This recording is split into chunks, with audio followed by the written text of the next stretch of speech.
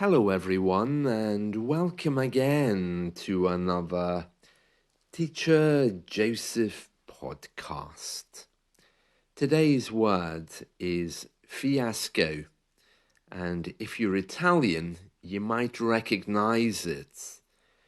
In British English, fiasco means a situation which has simply gone wrong.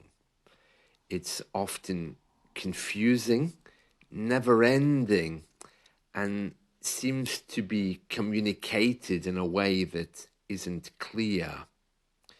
A good example of a current fiasco is with the royal family.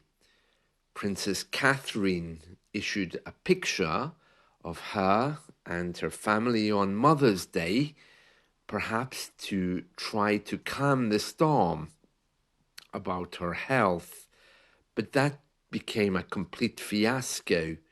It really didn't work and backfired, which means that it made people's concerns even worse.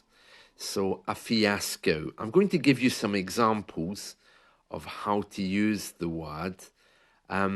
Despite months of preparation, the event turned into a fiasco due to a series of logistical errors. The family vacation became a fiasco when their flight was cancelled and their luggage was lost. The dinner party became a complete fiasco when the chef burned the food. The school play was meant to be a success, but the school children all forgot the lines that they were supposed to say. And as a result, the whole thing just became a fiasco. The camping trip became a fiasco when a sudden thunderstorm flooded the campsite.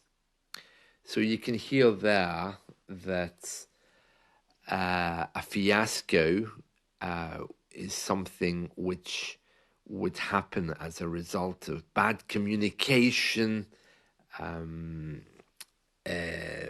people not taking responsibility, things becoming very confusing. So that's a fiasco. So in the situation of water in the campsite, you can imagine people running away looking for shelter. You can also imagine at a school play where kids are trying to act. They forget their lines. The teacher wouldn't know what to do next. The whole audience is looking at them, waiting for a response. That's a fiasco, So a fiasco is anything which is very confusing, disastrous, things which are causing a great deal of time, perhaps money as well, particularly when you do an action to make something else better, like in the case of Princess Kate. She issued a picture to try to assure people that her health was okay. And of course, the picture was stopped by the media. They noticed it had been altered. It caused a lot of confusion. It was one big fiasco. Now, there's a very similar word we use in English, in British English particularly. It's similar to fiasco, but it's when you are trying to do something. Let me give you an example. If I say dealing with the government paperwork is usually very confusing and tiresome, I can say dealing with government paperwork is always such a palava. Palava. It comes from West African English and is very common. It's not a fiasco because it doesn't, well, it's not really big enough. and it's also something I'm trying to do. A fiasco is like watching a movie. There's a big problem, you're watching it, and you think, oh, what a fiasco that these people are having. But if you're in the middle of it and you're doing it, then it's a palava. I'll give you some more examples.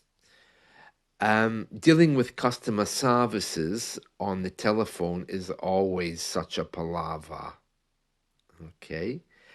Um, Sorting out the seating arrangements for the wedding turned out to be a bit of a palava.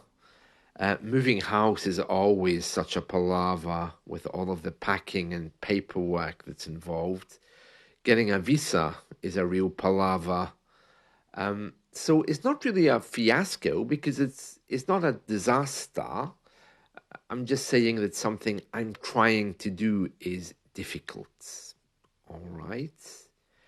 So if dealing with the government turns into a complete fiasco, you couldn't really use that to talk about yourself. All right. That would be about something that you're watching someone else experiencing as it gets worse. Okay, so for example, Princess Catherine might be at home right now saying, oh, what a palava. I've issued that picture. It's really bad. And a fiasco is what we are seeing as a result. Hopefully that makes it clear. I'm going to continue using these two words for the remainder of this podcast so you can hear a little bit more about them. One thing that's in our news today is that our tax office, nobody likes dealing with the tax office because nobody really understands what they do. But it's in the news today that they're going to close their telephony service to try to force people to do everything online. And you can imagine that's created quite a bit of a fiasco. I mean, for me personally, it's always such a palaver trying to deal with the tax office. It's just crazy. I had to call them last year because I'd lost my passwords, and it was like talking to a wall. Really, I was getting nowhere. And I was left feeling very, very stressed because they weren't prepared even to offer me any next steps or ways of resolving the situation.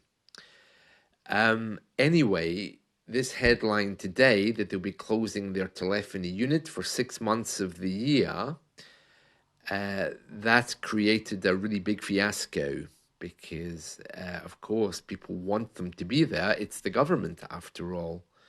And you get heavily penalized if you don't do things correctly. So that's a bit of a problem.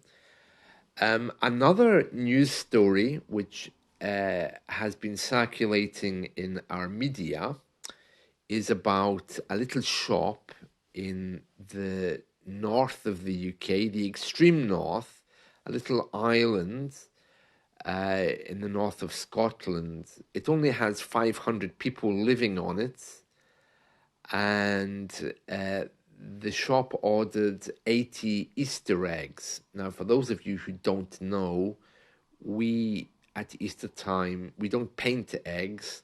We buy large chocolate eggs, which come in presentation packs. Okay, so this shopkeeper, he ordered 80 eggs, 80 presentation packs of eggs, but he accidentally ordered 80 cases of eggs. Now, these things are big. So, of course, as a result, he now has 800 huge chocolate eggs in a little place which has only 500 people, which means one egg for every person. And of course, he's trying to give some of them away. He's having competitions. You can win 100 Easter eggs. I mean, these things are huge. So that's a bit of a problem for him. He was on the news today and he's saying, "Oh, I'm in the right palava." I don't know exactly how to get rid of these. When we say we're in a palava, you can make it more informal by saying a right palava. It just means I'm in a palava, a really deep palava. A right palava, a bit of a palava, a deep palava, a real palava. You can use these words just to highlight exactly what's happening. Anyway, he's now got 800 eggs that he has to shift. The media have picked up on the story, and they're trying to help him force the chocolate company to take them back. But of course, he's bought them and they've been delivered. So I don't know how they're going to resolve that. It's not really a fiasco, but the man described it as his mistake and his palava. So that's currently a story running in the media. Another story that's ongoing is the confusion or the fiasco about our tax office, which I mentioned a minute ago. And the other thing which is happening with our media at the moment is they're reporting a story from London about one of our theatres, which is called the Noel Coward Theatre. They're currently running a theatre production which is all about slavery. And they've decided that not enough black people are seeing it. So they've arranged something which they call blackout nights, where they're inviting black-only audiences to come to the theatre. And what they've said in their publicity material is, on this particular night, we are inviting black and brown people to come to see our performance. Now, of course, in a country like the UK, you can't use words like that. You can't describe people by their skin color. So this theatre has created a bit of a fiasco over this. They are saying that white people are always welcome and will not be turned away, but they would prefer if things were kept for black people. And so, as you can hear, the language they're using is very difficult. I mean, to talk about people by the skin color, while white people are always welcome, is making the situation worse. So that has become quite a fiasco.